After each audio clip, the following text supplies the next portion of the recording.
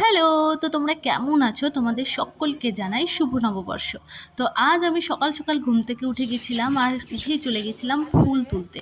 কারণ মা সকাল, সকাল পুজো দিবে বলে বলেছিল।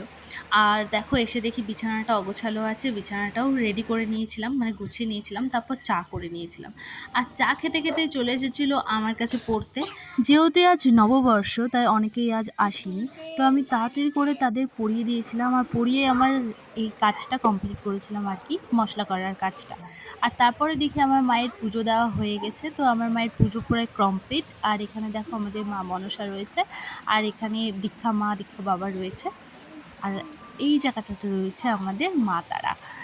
এবার আমি চট করে চলে গেছিলাম স্নান করতে। তো স্নান টান সেরে আমি পুরো রেডি, আর আমাকে এই জামাটা দিয়েছে হচ্ছে আমার এক দিদি। হুম, এবার আমি যাব আমার দোকানে, কারণ আমার এখন দোকানের ডিউটি পড়েছে।